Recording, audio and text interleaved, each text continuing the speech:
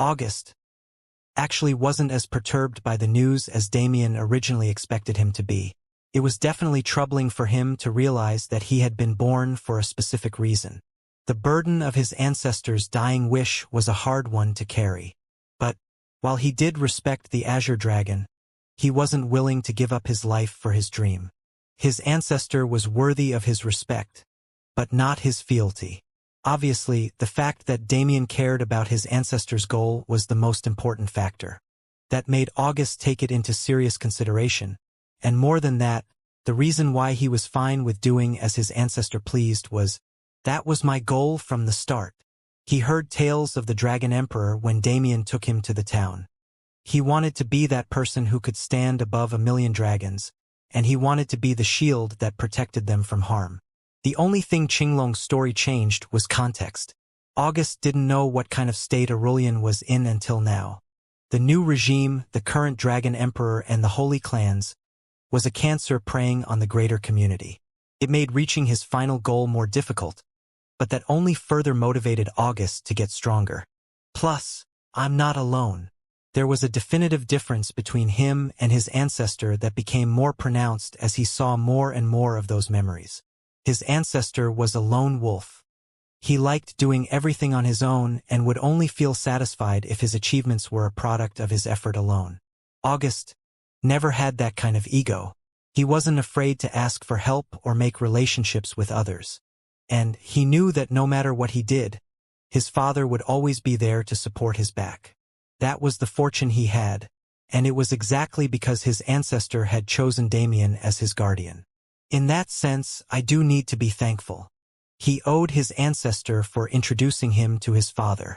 For that, he would make sure that he not only became the Dragon Emperor and brought Aurelian to its peak, but also took revenge on the enemies that led to this unfortunate present.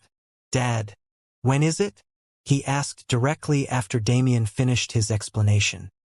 He went into a bit more detail, which gave August an even more grounded understanding of what was expected from him. 1 month, Damien replied honestly. In 1 month, the Air Wars will begin to choose the next Dragon Emperor. You just have to participate and win. Everything else, well, just leave the boring stuff to me. August nodded with a smile. 1 month. That was enough time for him to learn more about the outside world and fully prepare himself. In 1 month, his story would truly begin. And though that meant there was a lot of trouble in store for him, August couldn't help but anticipate it. All of his training had been for this. He really couldn't wait to see what level he'd truly reached. That month was over before it even began. August spent all of his time digesting Qinglong's memories, training, and studying the power structures and common sense of the outside world. The sun shone to mark the start of another day. Damien and August stood in front of the house they'd called home for the past 10 years. This is it. It was the moment August left the nest on his own. "Dad, promise me you'll be safe," August said. "You brat. I'm the one who should be saying that to you," Damien responded with a smile, ruffling his hair. "Remember, if anything goes wrong, just call for me and I'll be there. Don't befriend suspicious people, and avoid women at all costs. They're dangerous, and with your looks, they'll pounce on you the instant they get a chance." Damien was mostly joking. Mostly. Nevertheless, they kept their farewells short, since this wasn't their last time seeing each other. Damien pulled August into a strong hug. "Seriously, be careful out there." August nodded, evaporating the tears that formed in his eyes. "I will, Dad. I promise." The existence barrier that separated the district from the rest of the world slowly broke apart and drifted away with the wind. With none the wiser, the two time flows were merged into one and returned to their original state. Damien lost any excuse he had to keep August at home. Even if he wanted to ignore everything they'd been preparing for, he couldn't ignore the genuine excitement in his son's eyes. "Go, you brat," he said, turning away. "The world is waiting for you." August looked at his father's back for a long moment. There was so much more he wanted to say, but he had already said it all. He rushed forward, gave Damien one last hug, and turned around to face the world. That first step into the unknown. August put all of his weight into that step and the one after and the one after that. His walk turned into a run, and as he ran faster and faster, he glided across the earth, leaving the small district and his home in the dust. Damien didn't turn around to watch him go. Honestly, he was having a hard time keeping himself composed. God! When did I become such a baby? Damien chastised himself sarcastically. But it was true. He didn't think there was a time when he wanted to cry as much as he did right now. I know we'll probably meet again soon, and it's not like I'm going to just sit back and act unconcerned while he's fighting for his life out there. Damien was absolutely going to go watch every part of the air wars that August was in, but that wasn't the point. His son was going independent. His life was now being left to his own discretion. It was a monumental moment for the both of them, and truly, fuck, I need to get my shit together. Damien needed to take a moment to get used to being alone again. Wow! It was the only thing he could say. August had been traveling by himself for around a week now, and he'd finally reached the first destination on the map Damien had given him. This was Arivale, the closest metropolitan district. Here, he could take a teleportation array to one of the testing centers, located relatively close to the true city Aragon, where the Holy Clans and Dragon Emperor resided. And upon seeing such a sprawling city filled with the aura of life and the vibrance of a huge society, August's eyes immediately widened in fascination. In no way could he be called naive anymore. He'd seen far too much to ever suffer from such a fatal affliction. However, the world he'd seen in Qinglong's memories was eons old. It didn't resemble the current world at all. As August stepped out of the small district he'd called home for his entire life, he was welcomed with a spectacular world filled with new things for him to see and experience. It was only natural for him to react wildly. Actually, while August was definitely more mature, he made sure his personality didn't completely get washed away by his ancestral memories. Everything he stood for as a child was still within him in some way. That included his innate curiosity and love for the world as a whole. It was a great attitude to have because right now, August felt more empowered than ever. He was ready to take on the world. Let's go. He made his way to the teleportation array with a fiery heart and a cool mind. If he was going to make a name for himself, then I need to start with a bang. August was now out in the wider world. But while he did have a decent amount of general knowledge from Damien's teaching, he was still relatively clueless about the more nuanced happenings and relationships between forces. There was a lot going on in Aurelian. It was a massive kingdom, after all. It was hard to notice its scale when discussing it since a majority of its land was filled with similar people doing similar things, but it wasn't the same everywhere. Take the Oriat clan of Golden Dragons as an example. The original Golden Dragon was quite the promiscuous fellow, so it wasn't rare for there to be several Golden Dragon lineages throughout the world. Every once in a while, people from these lineages would appear in Aurelian, and the Oriat clan accepted them in stride. It was always good to have more people, at least from their perspective because of their ancestors' nature. They were far more accepting of common people than their fellows of other holy clans. Still, there was a strict process by which these people could enter the clan, and their bloodline needed to be properly proven. The Oriat clan still needed to make sure they didn't let just anyone in. It wasn't rare for holy clans to fight each other. They ruled this place together, sure, but they were also each other's greatest enemies and biggest contenders. Aside from the few who had alliances with each other, they were all on relatively bad terms. The Oriat clan had never experienced a traitor because their treatment of their own people was great. They made sure that anyone who passed their inspection was given the treatment of any other legitimate member of the clan, so they were particularly liked by their people. And nobody had slipped past their defenses yet. Every single member of the Oriat clan was a true member of the Golden Dragon lineage. Until now, an individual had snuck into their clan, and that person wasn't a dragon at all. Golden dragons, known for their ability to handle fate, were a rare breed in this world. The Golden Dragon clan of the lower universe was one of their last remaining branches in the outside world. As such, they didn't get many new people anymore. When someone finally appeared, and their bloodline was proven as part of their clan, they were extremely happy. They welcomed that person with open arms. Except, the entire time, that person had only arrived at their clan for a single goal. Rose Adelaire. Originally, she came to Aurelian to follow a lead about a treasure that could awaken Dante Void. For that purpose, she'd done extensive research on dragons and had managed to perfectly replicate their bloodline with her illusions. Getting into Aurelian wasn't difficult at all.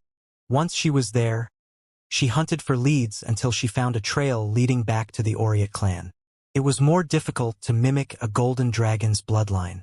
At first, Rose couldn't find any way to perfectly mimic the way their blood felt and flowed.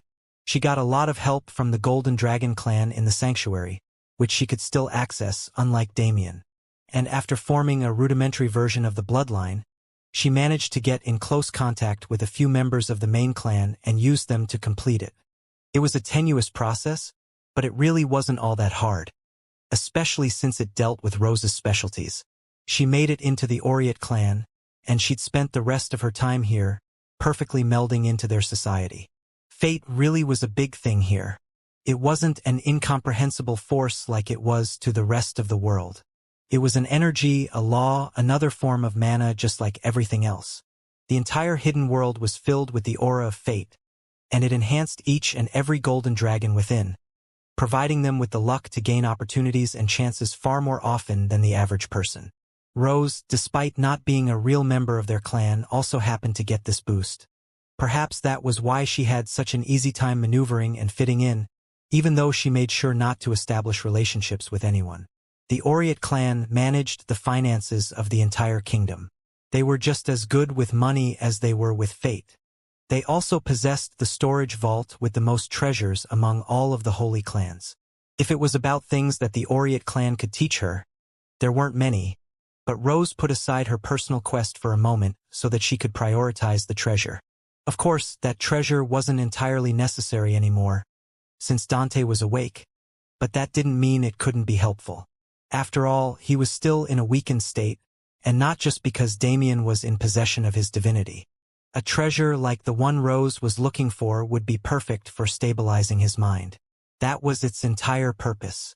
The Golden Medallion was one of the Aureate clan's crowning treasures. It could not only stabilize the mind but also provide absolute protection from outside forces. It was a treasure that even supreme gods would die to get their hands on, and if it could provide the same protection for the unrecorded, then Dante would be free of his suffering.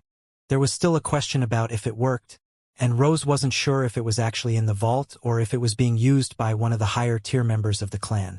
If the Patriarch was in possession of it, she'd have an incredibly hard time stealing it away. But when it came to the vault, I'm almost in. Rose had created an elaborate plan that would allow her to take what she needed from the vault and disappear from Aurelian without a trace. For it to work, she had practiced creating dozens upon dozens of illusions that were indistinguishable from reality. With weeks and months of practice, she reached a new height in her training, ascending even further through the ranks of demigodhood. The time to strike? I should probably wait until the air wars begin. That was when their defenses would be at their lowest. All attention would be focused on those young geniuses in their competition. Plus, the ancient dragons will all be gone. They, who represented the highest level of power under the 6 holy dragons and the Dragon Emperor, would be too busy facilitating the event to pay attention to their own territories.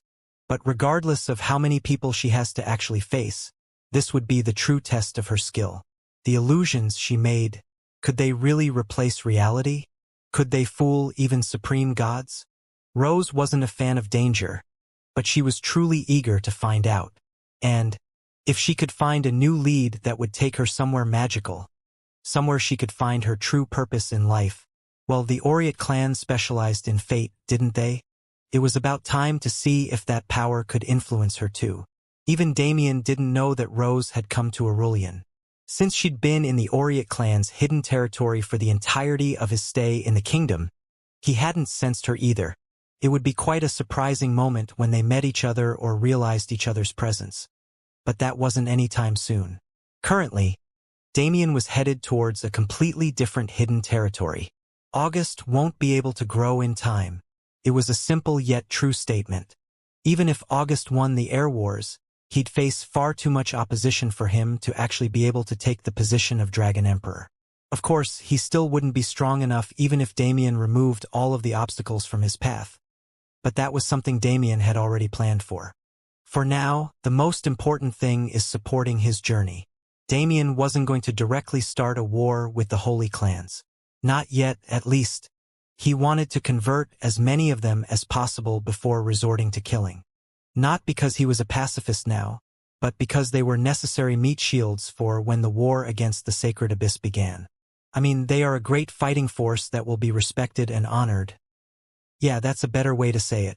Damien had a lot of respect for dragons as a whole. It was the second bloodline he'd ever possessed and the basis of his strength for a long time. Most of the dragons he met in the lower universe were people worthy of respect. However, these holy clans were not the same as them. They needed to be destroyed and restructured before they could be of use to anyone. The respect they thought they deserved was only meant for their holy dragon ancestors. They were nothing more than leeches. But that's usually how it goes with things like this. No matter how great the first generation was, power would eventually corrupt the family line and lead it to ruin. It was a story as old as time, a fate that had befallen many a kingdom and empire. The real question is, what is that guy doing? The Dragon Emperor. Qinglong's memories were unraveling almost to a point where Damien and August were seeing the same thing despite starting at opposite ends. From what Damien had seen, the Dragon Emperor wasn't one of the people involved in overthrowing Qinglong. Rather, it's more apt to say that he doesn't appear in Qinglong's memories at all. It was suspicious. The position couldn't just be taken by anyone, and if he wasn't a member of any of the holy clans, then just who was he? And why is he even sitting on that throne? That was what Damien wanted to know, and now that August was on his way to gain qualifications for the Air Wars, he was planning to find out as soon as possible. For the safety of his son and the prosperity of the heavenly world as a whole, it was imperative for him to distinguish allies from enemies, and those who could be saved from those who could not. For your sake and mine, Damien thought as he rushed to that place. I really hope you're one of the good ones. August didn't actually have that hard of a time in the outside world. It was all new to him. He wanted to stop by every shop and eat every new food he saw at every street stall. However, he was currently on his way to a completely different city, so he obviously didn't have the time to do all of that. His biggest problem really was reigning in his curiosity. When it came to matters of people and whatnot, he didn't have any trouble at all. August had an appearance that made him stand out. Damien had given him an artifact before he left home that disguised his Azure Dragon aura, lineage, and bloodline so that others wouldn't get suspicious too soon, so that wasn't his problem. His ocean blue hair wasn't a problem either, since it was a common trait among dragons. Their natural hair colors were more varied than any other race, since they changed to mimic the element the dragon was closest to. Water was an extremely common element. Qinglong wasn't like the golden dragon, but for the sake of the dragon race, all of the original holy dragons had been around the town quite a few times. If not, dragons wouldn't have become the prolific species they were today. There were several types of water dragons, and though almost all of them descended from Qinglong in some way, not all of them had his bloodline. Those who did were rare by today's circumstances, even in the Azure Dragon itself. The new Azure Dragon bloodline was contained within the Liqua clan, so it was impossible for more to be born as well. Minor water dragons were insignificant, just like the minor versions of every elemental dragon. August had no problems blending in, though he did have quite a striking appearance. He drew gazes from all over, but it wasn't like he noticed. Versions of every elemental dragon. August had no problems blending in. August was just happily going on his way, in his own world as he made it to the teleportation array and paid the fare. This wasn't his first time teleporting. Unlike most who took the arrays to get around, he didn't feel any discomfort as he arrived at his destination. Aragon was just as prosperous, if not more, as the place he'd just come from, but August did his best to stay focused on the goal. The Air Wars. He'd been studying about it for the past month. It was a long event, spanning over the course of several months or even years depending on how well the participants were doing. Young geniuses would compete in several categories, and those who came out on top would fight each other directly for a chance to become the Dragon Emperor's successor. Even then, the winner had to pass one more trial, presented by the Dragon Emperor himself. If that trial couldn't be passed, then the Dragon Emperor would choose his favorite prospect from the final tournament and give them a trial. If even that person failed, then the tournament would have to start over and the same process would be repeated until a satisfactory candidate appeared. Now, it rarely took that much effort to find the successor, however, the process was completely fleshed out to accommodate for the possibility. They couldn't skimp on the details for a ritual so important. I wonder who I'll meet. Damien told him he would find geniuses on his level and even those above him. He was excited to meet the people who represented his generation. After all, they were not only his competition, but also the allies he'd take over the world with. August almost forgot how to be optimistic when he was experiencing his ancestral memories. However, the world made him want to think otherwise. There was a lot of bad, but there was an equal amount of good. Optimism wasn't something he could have just because he wanted it. But if he could fix the bad parts of the world and protect the good, as long as he could achieve his goals, then his optimism would be warranted. That was all the assurance he needed to maintain it. The testing center was a massive building. Dragons were surprisingly good architects when they wanted to be, so despite the fact that it was created in just 2 months, it stood out and was absolutely pleasant to look at. The line that stretched past its doors and wrapped around its entire vicinity 3 times, on the other hand, was not. Really? It wasn't like August didn't know he was late, but he still didn't expect it to be like this. I can't do that. If he had to guess, with them testing people in batches of 10, the people at the end of the line wouldn't actually get into the testing facility for 3 whole days. It was unbelievable. And more importantly, I'm not doing that. August hadn't been taught to be a bad person, but his father happened to be just a little bit mischievous. After seeing someone do whatever he wanted for the sake of personal convenience for 10 years, August had most definitely been influenced. Maybe Damien hadn't been using existence for the right things, but he just couldn't help himself. It really was too convenient. Nevertheless, with Damien's mindset, there wouldn't be any harm done as long as nobody was actually affected by his actions. In August's case, sorry, Dad, but I'm gonna use it. The testing center was huge. It, in its own right, was bigger than the entire district August lived in during his youth. Surrounding it was a field several tens of meters long that separated it from the rest of the city. August had to slip back into the city to find an alleyway where he could hide. Once he did, he took a silver brooch out of his spatial ring, provided by his very generous father, and pinned it to his shirt. Immediately, he disappeared. Well, not really. Invisibility wasn't efficient. Perception blocking was far more practical. August's presence just vanished. He was still completely visible, but the people around him just couldn't register him in their minds. He slipped back into the street and walked back to the testing center. Not a single person could see him. It really works. This was his first time trying it, and it worked even better than expected. Life became easy when cheats were involved. August made it through the doors and far into the line before he managed to find someone with a similar build to him and sneak in behind him. It was really perfect, since the person behind him wasn't paying attention. Phew! August covertly took the brooch off and stored it, and now that his wait had been shortened to an hour, he was more than happy to stand in line and enjoy the scenery and atmosphere. It went by quickly. Ha! There was a man standing behind the registration checkpoint that August waited in line to reach. He had been here for the past 3 months, and frankly, he was getting tired of it. Why does everyone else get to discover a genius? Out of the 3 testing centers, the one in Aragon was the one that found the least real talent. It was probably because the people who lived this close to the central area didn't need to get qualifications to participate in the air wars, but that didn't make his job any easier. Raycon Astegard was a member of the Scorched Dragon clan that was subordinated to the Ignis clan. He had been put in charge of managing this facility and overseeing the testing process. However, he was bored. Every single one of these young dragons was dreaming above their station. Most of them didn't last more than 10 minutes, and the rest were disqualified within half an hour. The line was long exactly because these kinds of people had lined up in droves. Ha!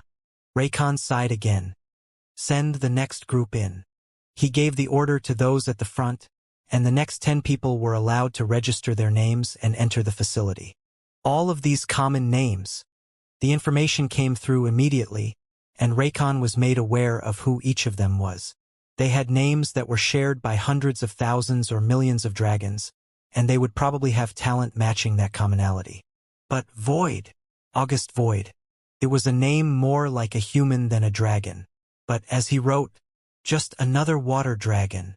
They were useful in society, but unless they had the Liqua clan's bloodline, they were practically useless in all other ways. Whatever. I just have to do it. There's only 3 days left at this point. His job was almost over. So he welcomed in the participants as he had done 100 times before. This test is simple. He went straight to the point. The theatrics had already become too tiring to keep up. First things first, we will release a true dragon aura on your bodies. If you cannot withstand it, then you do not deserve a chance to test for qualifications.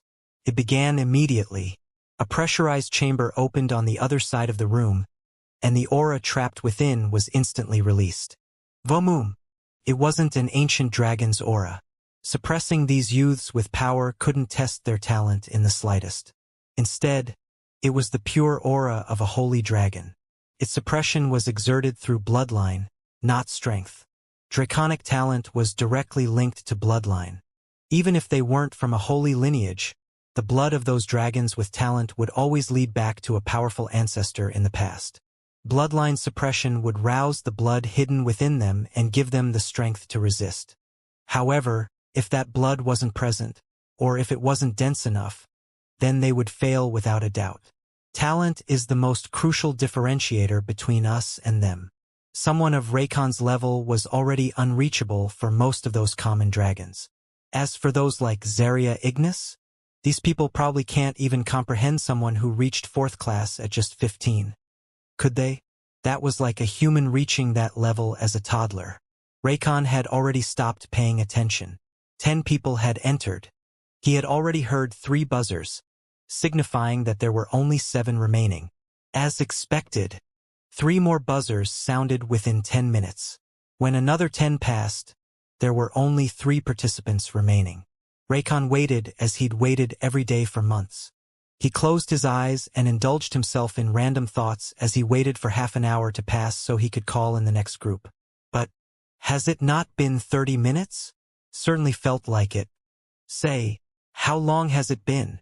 He turned to the woman next to him, an assistant who was helping him with his duties. It has been almost an hour, she answered in a monotone voice. An hour! Raycon shot to his feet and rushed to a nearby railing. He was several tens of meters off the ground on a suspended balcony, but he could see the field below clearly. There was one boy on his knees. He wouldn't last much longer. However, the last 2, a boy and a girl, stood strong, sweating heavily, yet refusing to bend a single knee. Oh? Oh? Oh? Raycon suddenly couldn't hold his excitement. It was true that this was only the first part of the test, but if this was the performance they were showing already, Raycon grinned. I can finally shut those pesky brats from the other centers up. With these 2 kids appearing at the last second, the Aragon facility also had something big to talk about. At this moment, that was more important to Raycon than anything else in the world. Vroom! That feeling enveloped all of his other senses. For a moment, when the draconic aura was released, it pushed down on his lineage and made him see black. Within the dark world, it was only him and the dragon the aura was taken from. They stared each other in the eye, and the difference in power immediately became clear to August. This was a being he couldn't touch. That fear crept into his heart for the first time ever, and it did mess with his senses. When the trial first started, he was almost one of the first people to kneel. However, he felt a small vibration in his chest. It spread, reaching the tips of his extremities and flowing up into his brain. Dad? Well, not quite. The feeling did originate from the artifact Damien gave him to temporarily hide his lineage away from the world.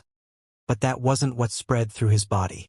Rather, That first vibration was Damien's artifact attempting to silence August's azure dragon aura that was threatening to burst forth to suppress anyone and everyone.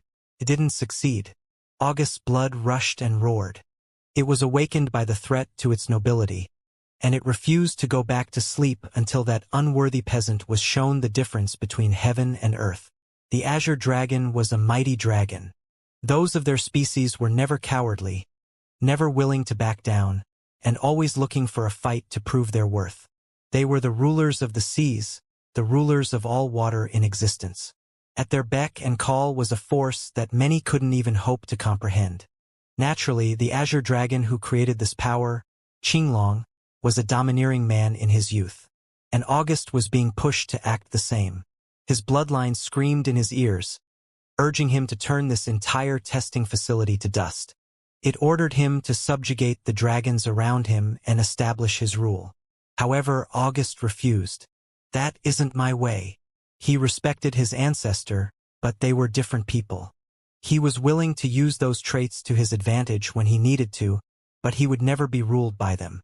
He stared into that dragon's soul, the one who tried to suppress him.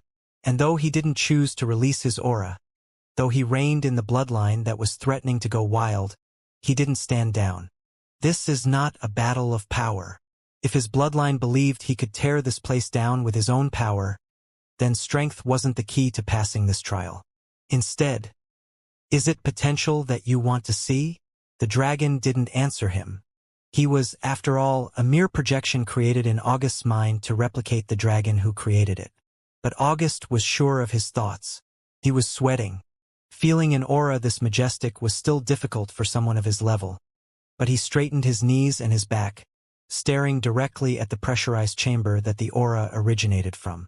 August controlled his azure dragon lineage, letting it flow through his body smoothly and under his fine-tuning. That was the solution he needed to find. The instant he managed to achieve a level of dominance over his own lineage, the one he was facing faded into the background as if it never existed. The rest was easy work. August watched the people around him intently and made sure to match his exertion level to theirs, at least in appearance. He couldn't make the judges too suspicious.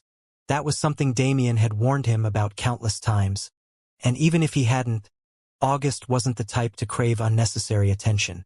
Ancestor almost died too many times because he showed off his power without consideration. Their differing personalities allowed August to see not only the good, but also the bad parts of his ancestor. While it seemed like this went against Qinglong's attention, that wasn't the case. Rather, wasn't the exact reason he left behind his memories to make sure that his descendants would see his errors and learn from his mistakes. August's acting was top-notch. 30 minutes went by, and an hour passed soon after. Most others had already dropped out, including the boy who was in front of him. Only he and another girl remained. Isn't she the one I cut in front of? It was a wild coincidence. The brown-haired girl was obviously an earth dragon. If it wasn't because of her hair color, then it was because of the stance she took to withstand the incoming aura. Her legs were at shoulder width and her knees were slightly bent, giving her a level of stability that August didn't have when he was standing straight. Oh? She wasn't using mana, but her stance itself seemed to do something special. Is it because she's using a stance that coincides with her element? If earth was stubborn and stable, then water was flexible and adaptable. If I changed my stance, August decided to try it. He calmed his lineage down so it couldn't help him resist the pressure, and he aimed for a more fluid stance that allowed him to meld into the aura and redirect its energy elsewhere. Whoa! August felt the opposing lineage in its full glory for the first time.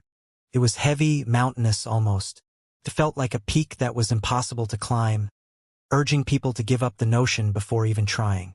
However, August was not perturbed. He was going to try regardless of what it said. It took a second for him to adapt, since he'd stopped using the easiest solution, but he managed to find his groove soon enough. He didn't move much, but he made slight adjustments when he needed to, and he circulated his mana to change the way his body reacted to the force. And just as he managed to get a grasp of it, clap, a single clap resounded from the suspended balcony, and the pressurized doors slammed shut. The remaining aura in the facility gradually diminished, allowing August and the brown-haired girl to relax. Melania Aiken. August Void, congratulations. You are the only two who will move on to the next test. Raycon's voice echoed in their ears, causing them to look at each other. August grinned. Congratulations, he said. You too, Melania responded somewhat coldly. Harsh. August whispered under his breath, shrugging his shoulders. Well, for now they were competitors, so it made sense. More importantly, August watched as a corner of the training facility changed. Two massive chunks of stone rose from the ground, evidently for the next test that the instructor had mentioned. His eyes narrowed in response. So it's going to be boring, he could already tell. Until he entered the actual air wars, he wouldn't find anything interesting. They're underestimating us. Because they weren't from the holy clans? Because they were commoners? Bullshit. August was aware of his privilege. He knew that his talent was also provided by a holy lineage, but that didn't change his stance. All dragons deserve a chance at excellence. Their species was one that was proud and great. And even if his own advantages were provided by lineage, he wanted to find a way. A way for all dragons to reach the same heights that he could. The next trial was pretty much exactly what August expected. He and Melania were given 10 minutes to rest and recuperate before they were led to the rocks that appeared on the other side of the facility. The next few tests are just to find the baseline of your strength. As long as you can reach the minimum required level, you will immediately be slotted to participate in the elimination round, Raycon said, explaining to the two young geniuses. Excuse me, August said, raising his hand. What is the elimination phase? Raycon's brow raised slightly. Well, it's not surprising that you don't know. Surprisingly enough, we've had over 100 young talents pass the qualification phase. The Air Wars allow anyone with enough potential the chance to become the Dragon Emperor, but that is only on paper. Actually, nobody was expecting a number like this, he continued honestly. Usually, we only have 2 or 3 commoners pass. I don't know why the number exploded so much this time, but we really can't have that many participants in the Pheno competition. Even from the holy clans, there are only 50 participants. In order to keep the numbers even and make sure that only the best of the best can take part in the sacred tradition, a new elimination round has been added. It only has one purpose: to weed out those that got lucky and make sure that only the top 100 geniuses gain a spot in the true battle. I see, August responded as Raycon finished his words. It made some sense. If the Air Wars usually took months or years with 3 commoners and a similar number of nobles, then how long would it take if there were 100 more participants? The problem was, how is this elimination round formatted? It doesn't matter to you yet, but there's no harm in knowing, Raycon responded. He was more than happy to answer questions from geniuses who had already proven their amazing talent. It'll be simple since nobody wants to waste more time. The lot of you who pass will be placed in an arena together. Simply put, you will fight until only 50 of you remain, and those 50 will proceed to the true Air Wars. Now, Raycon said, moving the conversation along, allow me to tell you about your current trials. August nodded. There wasn't much more information he needed, anyway. The trial was the most basic of trials. It was used by dragons, humans, and all other races with fists alike. The stone was special. Mana was used to make it denser than it should have been. As long as August and Melania could strike it and dig their fist a certain distance into it, they would pass. In this case, that distance was an entire foot. Dragons were physically stronger than other races, after all. They required more from their young than others did. Still, it was manageable. Punching stones was one of the most basic physical training exercises that Damien made him do. How much harder can it be? August and Melania walked up to their own stones. They were not allowed to use mana externally, but anything else was permitted. To the side, Melania took a lowered stance and was obviously planning to use mana to enhance her movements. August could practically see it flowing through her body.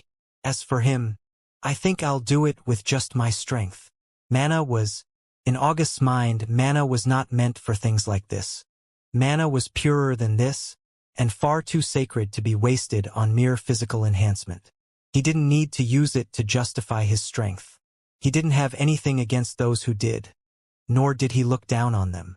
They just had different perceptions of power and mana, and that was totally fine. I would wish her good luck, but she'd probably just glare at me. Scenes flashed through August's mind. Boom! The powerful force of his father's punches when they sparred. Damien practiced technique, but wild strength was more his forte. When he struck, power would be emitted regardless of what kind of form he used. It was an efficient type of fighting that allowed him to attack from any angle while maintaining the same amount of power. August didn't fight with the same wild style, but to say he wasn't inspired would be wrong. The ability to distribute strength that Damien had was ideal for August. He pulled his body back and got into position. His fist was at his side, as he wasn't yet ready to strike. He closed his eyes and prepared himself. Since there was an elimination round, he needed to stand out as a top seed before it started. 1 foot, bang! From the side, the sound of Melania's impact rang out. That was the last thing August heard as he tuned out the world. His fist and that rock. Those were the only things that mattered. His mana was as calm as his breathing. His heartbeat slowed as he entered a state of extreme focus. Hugh! A single breath. He used it to prepare himself. He went over the motions in his head, and without an ounce of hesitation, he raised his fist, pulled it back, twisted his body, and flung it forward. Bang! August felt the rock scraping against his skin as his arm pushed deeper and deeper into its surface. By the time it stopped, he didn't have much arm left. He was practically wedged into the rock's surface. You! August made a silly expression and tried to pull his arm out. This? Raycon looked at him with wide eyes. Ah, sorry. August made a silly expression and tried to pull his arm out. This? It didn't move easily. He pulled at it a few times before putting his foot against the rock and using his entire body weight to drag it out. Only then did crack. August's arm flew out, throwing him back a few steps, and the rock cracked into 5 pieces, crumbling under its own weight. You! Raycon repeated himself, louder this time because his surprise was immense. August scratched his head awkwardly. Am I in trouble? Raycon speed-walked up to him and grabbed his shoulders. Wow! What a showing! His eyes were practically glowing with excitement. Young man, you are one of only 3 people who managed to crack the stone. Congratulations! Oh? August glanced at the stone and turned his eyes to Melania's side. She had also passed, but she had just barely made it past the mark. Nothing extraordinary happened on her side. Currently, even she was staring at him with a dumbfounded expression. How could anyone expect a mega genius to appear out of nowhere like this? Now, nothing had been compared. There was still a mana test and a mental test before the elimination round, and only if he passed that could he be considered a real genius. But to produce physical strength like this, and without the help of mana at that, if he does good, then it'll do great things for me. Raycon could already see the promotions he'd receive for finding such a talent. He would even have the potential to enter the Ignis clan's hidden territory to train. And, if a genius he supported showed good results in the Air Wars, he would gain even more. This is good. He couldn't wait to see what happened in the next 2 tests.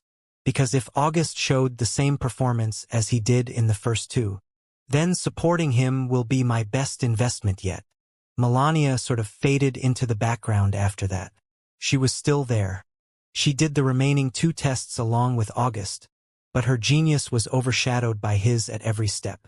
August didn't mean to do it. In the last 2 tests, he really couldn't control his results. He just had to pray that he didn't show anything too crazy. Nevertheless, the next 2 tests measured mana and mind. They were categories that would become incredibly important when the Air Wars started, so even before they entered, these geniuses needed to prove that they were worthy. August was only 3rd class. Many of his competitors were 4th class. He was also a 10-year-old, the youngest of the young. He'd lied about the latter when he registered because they would probably lose their minds if he was honest, but the first part was already enough of a crutch. That was why Raycon needed another reason to put his money on August. For a third class to stand a chance, they needed to be far beyond others of their same caliber. The mana test was more about purity than capacity. Capacity would grow for anyone, and since they were dragons, they already had an unreasonable amount of space to house their energy. Dragons were inherently expected to have large mana capacities. To them, purity mattered more. It told of how a genius treated mana, and what kind of work they'd done to maintain it. August was particularly skilled in this facet. He had been enamored with the energy since young, and it was the first thing he learned even when he didn't have any thoughts of training. Mana purity was hard to achieve for commoners.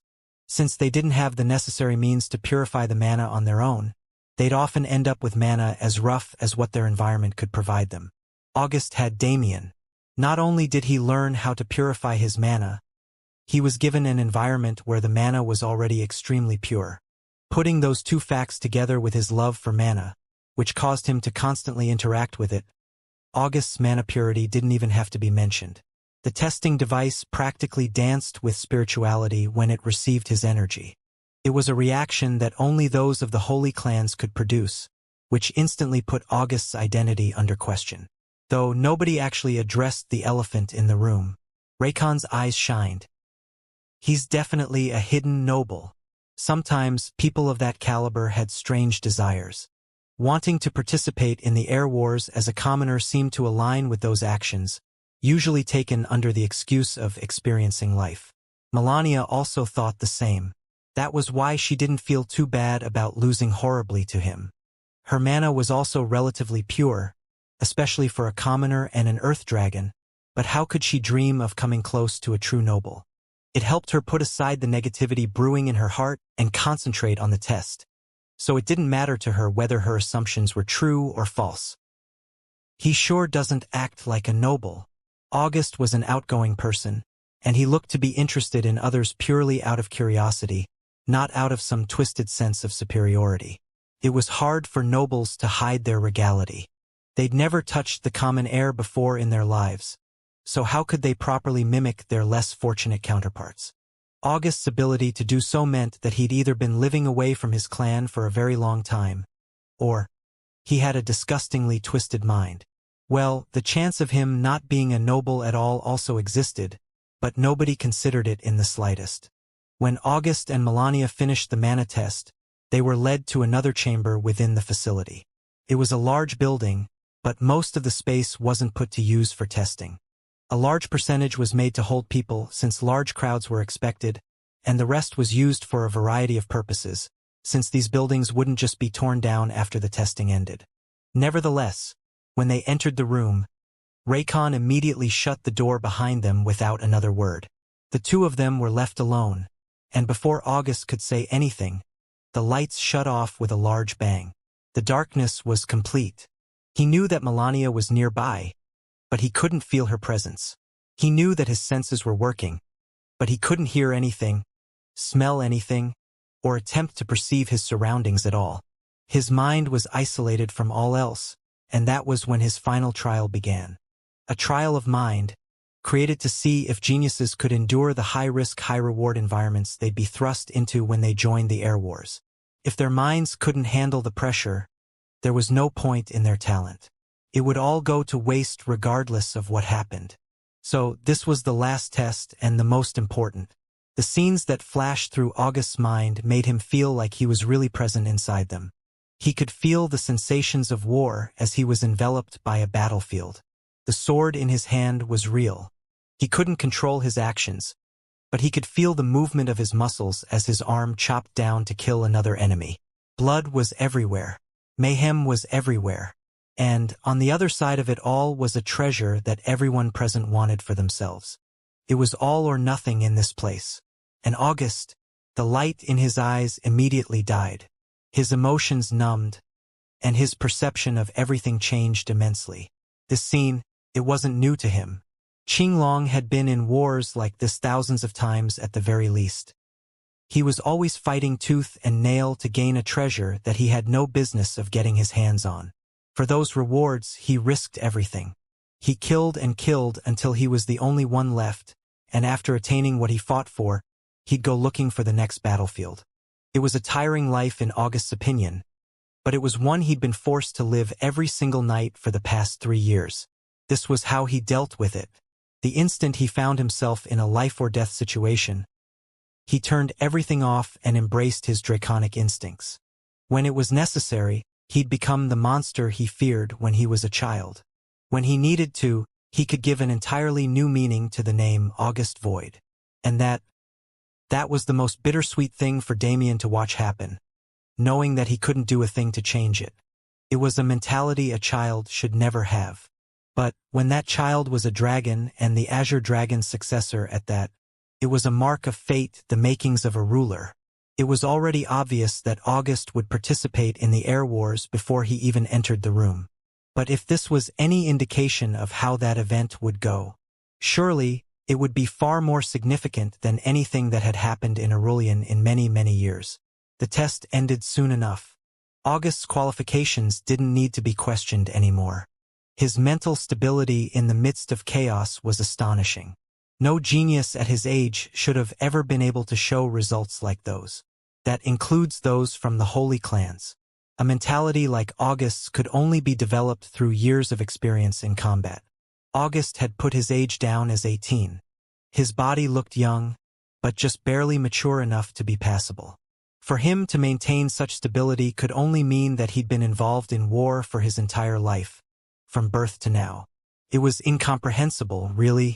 Raycon and his assistants had their jaws wide open as they made sense of the data. How much more surprised would they be when they realized that August had never actually been in a fight with another sentient being before?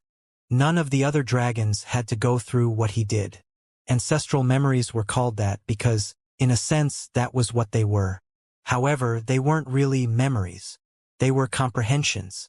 They were records of techniques and how to use them, laws and how they worked, and the most prideful moments of a draconic ancestor's life.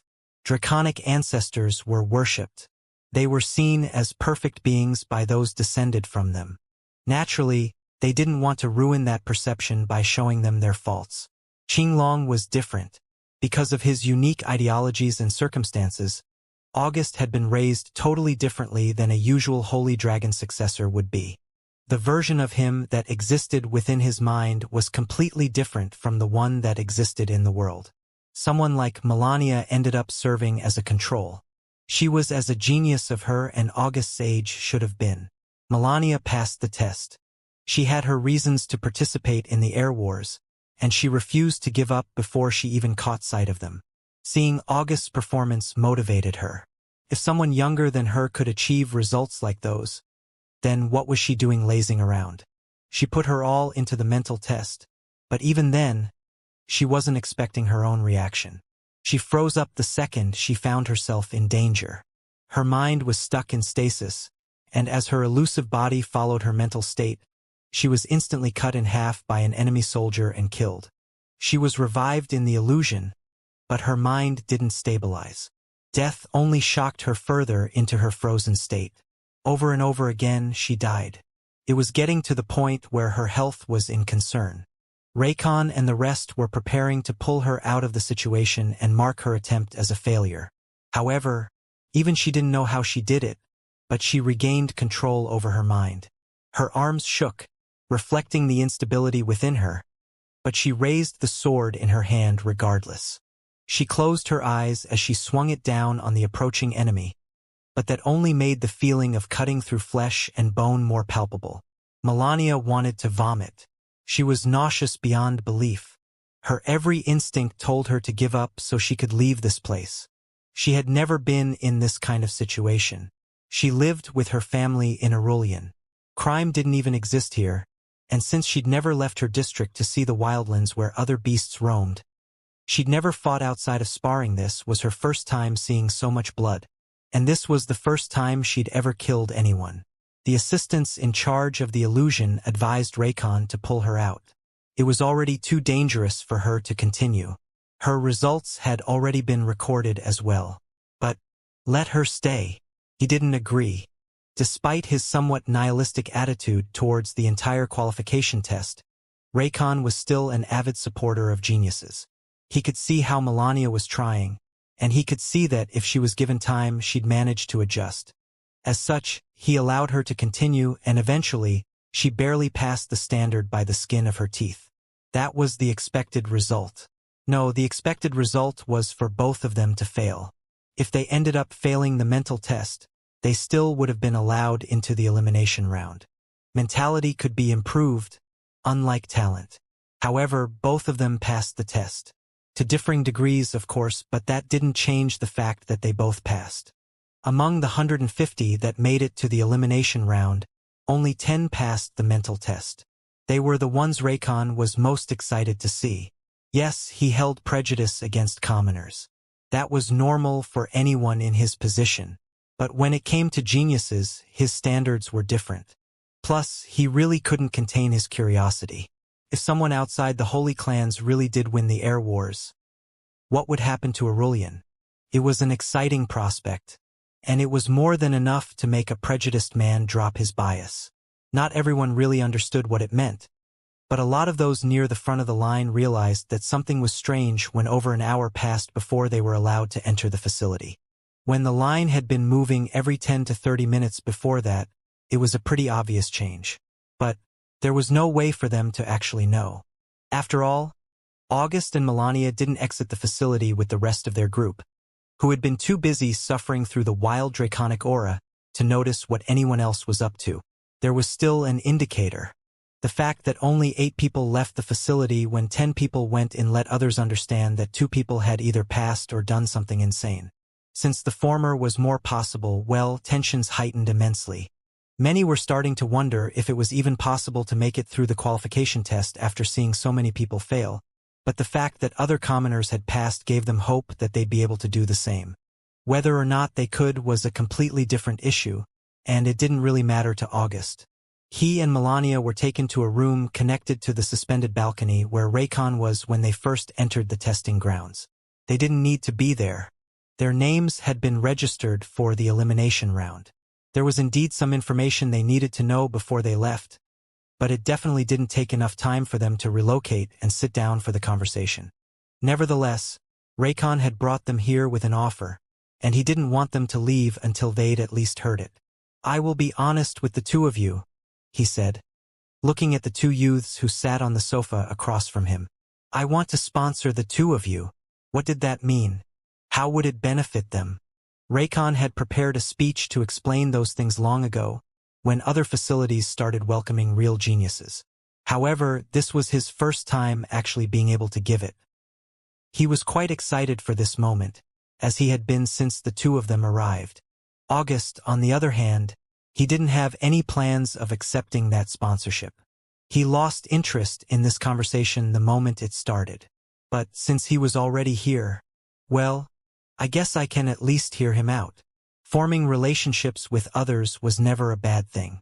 And perhaps Raycon's offer could actually provide something valuable, even if he gave it up. What Raycon said was relatively standard in terms of sponsorship. He didn't want to invest too much into geniuses he'd just met, but he also wanted to give off a friendly impression in case they turned out to be more than they already were. What he offered them was simple. Resources. "I can give you access to resources that you can't imagine right now, and I can take you to training locations that will easily boost your strength. Plus, having a connection to the Scorch clan and Ignis clan could never be bad, right?" There was a more detailed explanation, but he needed to hook them first. He was ready to give them what they needed to become great dragons even if they didn't win the Air Wars. "And all I ask for in return is your cooperation and hospitality when it's all over." He wasn't giving them a free contract. At the end of it, they would owe him a favor that would probably outweigh the level of aid he provided them. That's how this always goes, right? Qinglong was captured into slavery against his will, but after he was purchased, he was given a similar deal. He was told that he could work off his slavery and earn his freedom back as long as he promised his owner a favor in the future. However, when he approached that man with the money, he was met with betrayal. It was expected, but it was still a humiliating moment for the young Azure Dragon. Deals like these were presented often in the world. Young geniuses were easy to scam. Not all of them were nefarious, and Raycon definitely didn't seem like he had nefarious intentions, but he was not an individual entity. He's directly connecting this to his clan. When that favor comes, it won't be to him, it will be to them as a whole. And at that point, nobody could say what they'd be asked to do. Raycon talked for several minutes before he was finished. As he looked to the two youths for their answers, August sighed. "I'll have to decline your offer, but I do appreciate it," he said. Unfortunately, neither his father nor his ancestor were any good at pleasantries, but he did his best to sound friendly. "Can you tell me why?" Raycon asked, his brow raised. August thought for a moment before answering. "I think I want to try and fight on my own. Maybe after I've established myself we can talk about sponsorships again." "I see." Raycon frowned for a second before fixing his expression. "What about you, then?" Raycon looked towards Melania, who was silent with her brows furrowed. "It looks like she has a lot more to consider than I do," August thought. A woman had come to his side and subtly given him a cue to exit the room. He immediately rejected it, so it was obvious that he'd never even considered the offer. If Melania was going to seriously entertain it, it was best for her to have a more comfortable environment with less prying eyes. August didn't mind. He followed the woman out of the room and down an elevator that connected to the suspended balcony. He was shown to a door on the opposite side of the building from where he entered and escorted off the premises. There, succinct, August was given all the necessary information about the elimination round on his way out, along with an emblem that he could use to identify himself when the time came. "I have a week. In a few days, the qualification round would end. Only a few days after that, they'd be sent straight to the elimination round to duke it out for their final places. They're really rushing it." It wasn't just inside the facility. The entire process for admitting commoners into the Air Wars was compressed into the least possible amount of time. "It's probably because the Air Wars should already be underway. Was there a delay of some kind?" August shrugged. He didn't know anything, so there was no point in trying to guess. "More importantly, I now have a week of free time. Barring the time he used for regular training, he could do whatever he wanted for the next 7 days. And Dad left me a lot of money." August's eyes shined. "It wouldn't hurt, right?"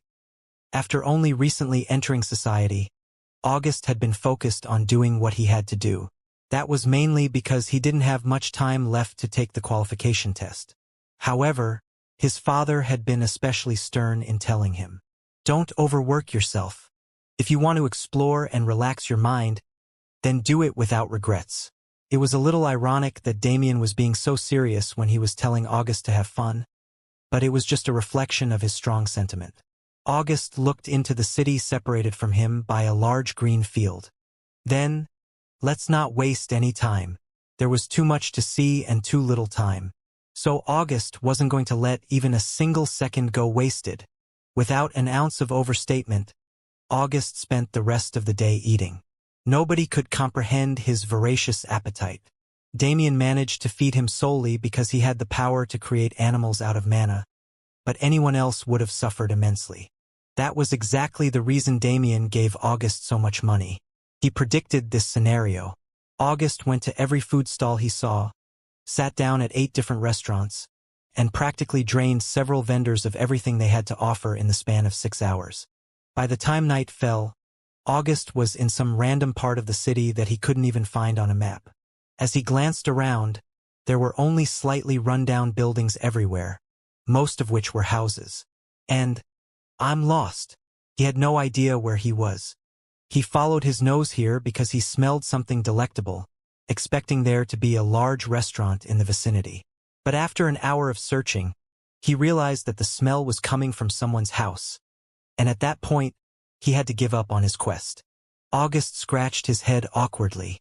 "Well, I have to make my way back to the city so I can find somewhere to stay." Where was the city? He had no idea, but that was his goal. August continued to walk around. He followed his nose and his eyes, searching for signs of more active areas.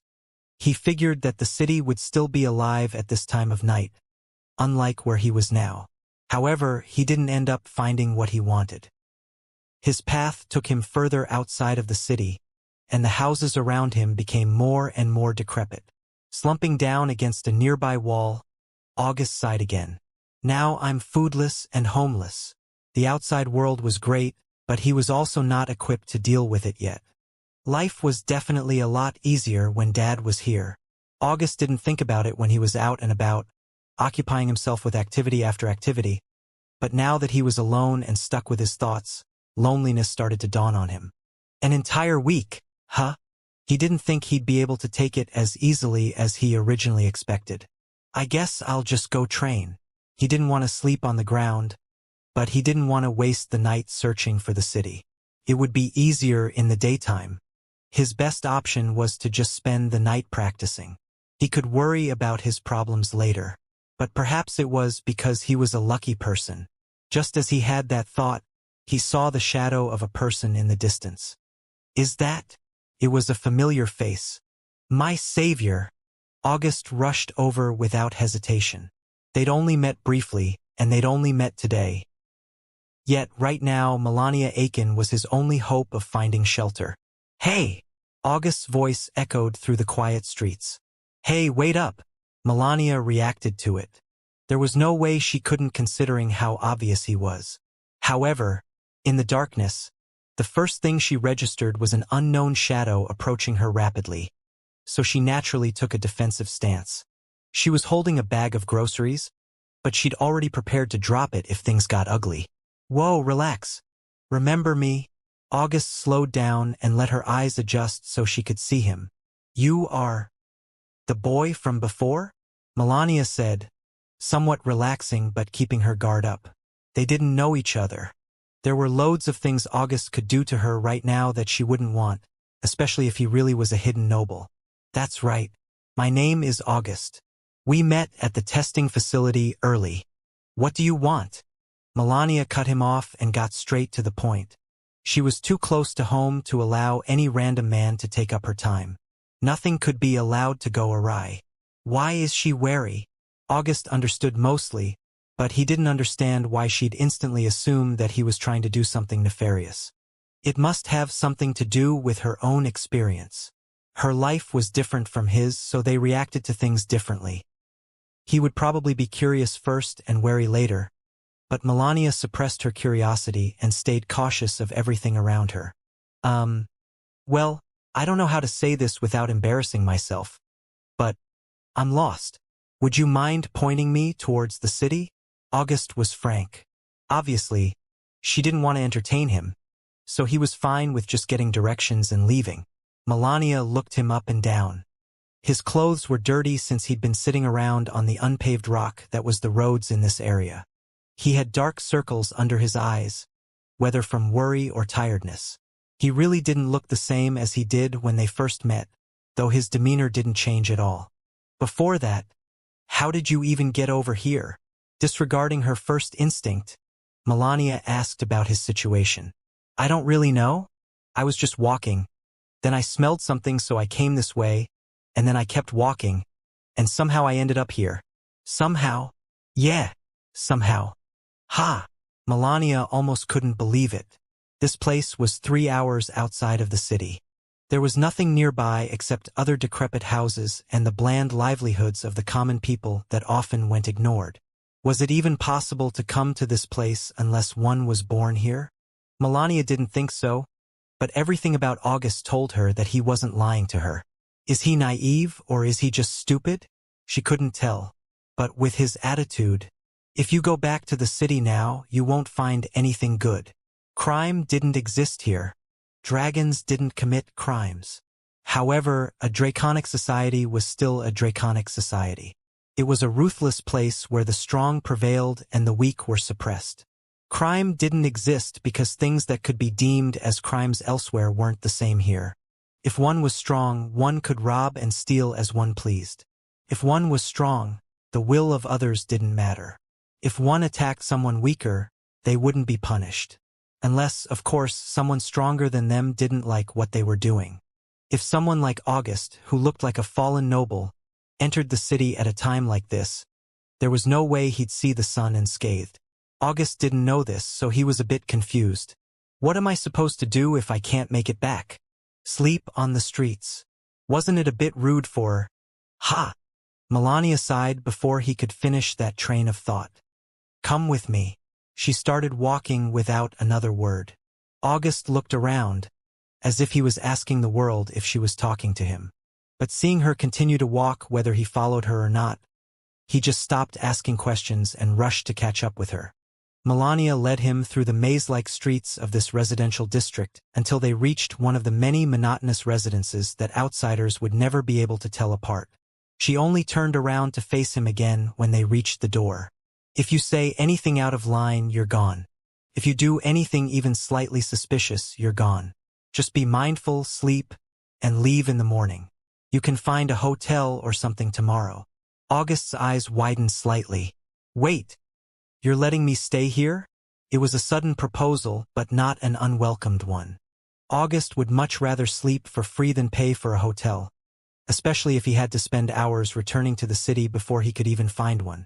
Just shut up and follow me. Melania sounded like she didn't want to deal with this at all.